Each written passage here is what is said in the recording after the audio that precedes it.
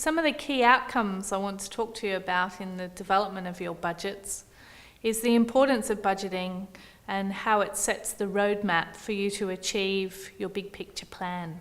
To take a look at where you are now currently and where you want to be and what do you have available to you in taking you to that next place. I want to talk to you about the internal and external data and to encourage you to stop navel gazing, so stop looking internally but also then looking at the external environment in which you're operating in. It's all about the big picture. So monitoring is important, and there's some of the key concepts that I want to outline with you today. Budgets set the plan of the projected income streams into your service and also then the expenses that you're expecting to incur over a given period of time. The budget is set for that future period of time. It's either the upcoming year, and it's generally broken down into quarters or months. They are a plan of action set out in measurable terms. So those measurable terms are your dollars or units, and they become your measurement of how you're tracking towards your budget. Budgets are a brilliant management tool that enables you to forecast into the future, identifying whether there's going to be any shortfalls or gaps, whether there's going to be greater spend than the income that's coming in to your organisation, when that may occur, and then it enables you to come up with a strategy to avoid them by either generating more income or doing some more fundraising or having access to some short-term funds such as a credit card or an overdraft that will be paid back when things swing back into the positive that you're hoping for. Budgets support management to get all of the activities and plans for the organisation out onto paper and provide a monitoring tool to see how the organisation is tracking to that prediction. Budgets create the space to ask the question why. So why are we on track? What is going right for the organisation? Or why aren't we on track, and what's happening for the organisation? They're a brilliant management tool to be able to bring that resource to the table and enable engagement and some really effective communication around the financial management and the targets that are being achieved by your service. So a good place to start in developing this meaningful resource is to take a look at your past. So start by asking the question, where have you been? What have you been doing? And then getting really clear about where you want to be going. So let's step out of the work context for a moment and think about something that you would like to do next year. Is it buying a new car? Is it creating an outdoor barbecue area for entertaining? Is it updating the kitchen with new appliances? Or maybe it's about taking a trip to a new place, let's say the Amalfi Coast. How will you make that happen? First of all, we need to identify what are the costs going to be. If it is the trip, then what's involved in making that come to fruition? Do we need to think about the airfares, the accommodation, the transfers, the hire car? Again, as I often articulate, what is your purpose? Get really clear about what it is that you're wanting to achieve. What's the time frame around this trip? What time of year will you be going? How much money will you need? And when will you book? And what deposits will you need up front? And then most importantly, how can you save for that to come to fruition? These are the key questions when setting out your budget of any sort, for any project, for any outcome. So another key question to ask is then, where are you currently at? How much money do you have left over to save for this outcome that you're wanting to achieve? What is your time frame to achieve this objective? And is it realistic and achievable? And then again, how will you know if you're on track? You need to monitor to see that you're achieving those goals on a timely basis. So I'm getting really clear with my purpose. I know what it is that I'm wanting, and I know that I want to go and sit in the sun somewhere. So if I budget for $6,000, which includes a daily estimate of a spending budget for meals, snacks and drinks, I'm covering all of the things that I think need to be taken into consideration. So where am I at currently, and how much money do I have to achieve this goal? One of the questions I need to ask is, what is my current income and what is my current spend? And then how much do I have on a monthly or a weekly basis to set aside for me to achieve this goal? So let's say I have $150 to put towards this holiday each week.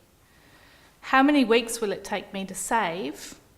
to get to the $6,000. It's going to take me 40 weeks for me to reach that target. So I need $2,000 for the airfares and I want to book it as soon as possible. So in, let's say, 14 weeks, I can start booking some flights.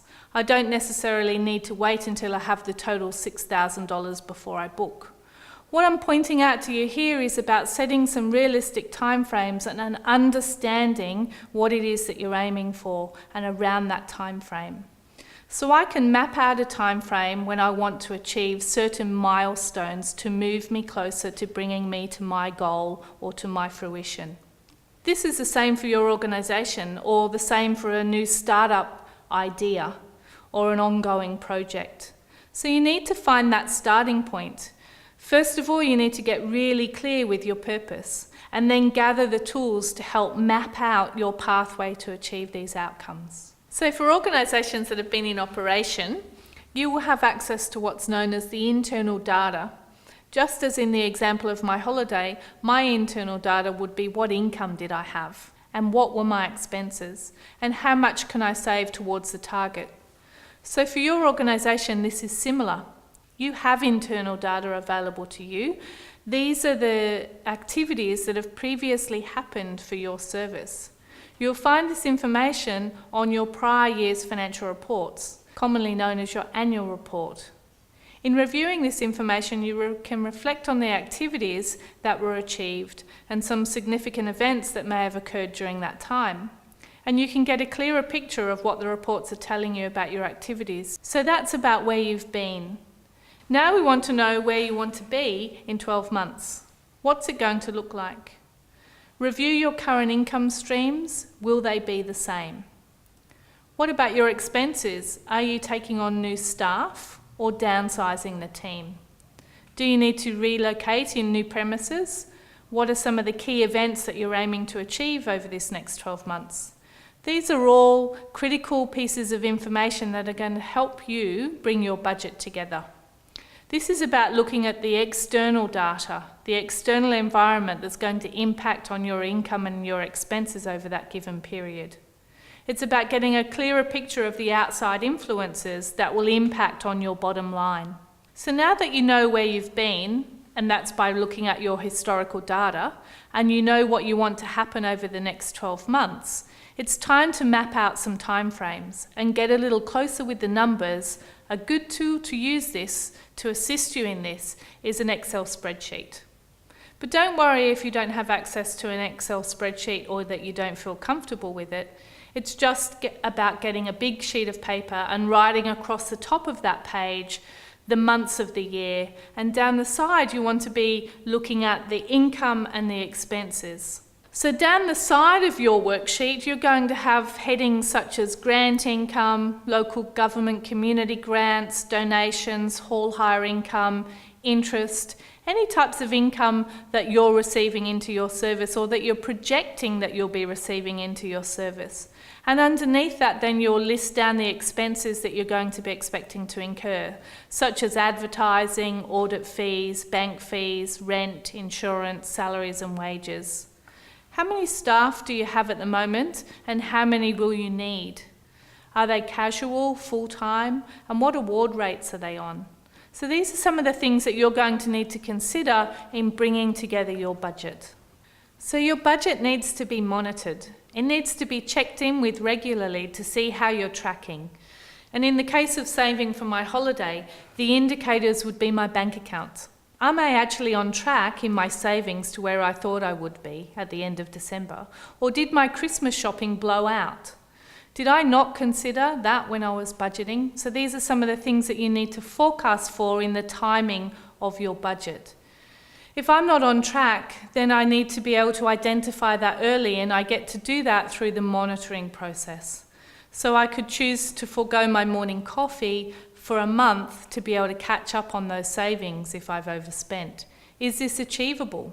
Or what else could I do? Could I take a casual job to support the shortfall? Because I really want to get on that plane. So what I'm saying here is that all is not lost if we do lose track or we do get off track. But the budget enables us to identify that early enough for us to be able to get back on track. And this is the importance of monitoring. Well, that's a little bit about budgeting, so check out our website for further resources that may assist you, or come along to one of our scheduled workshops or webinars.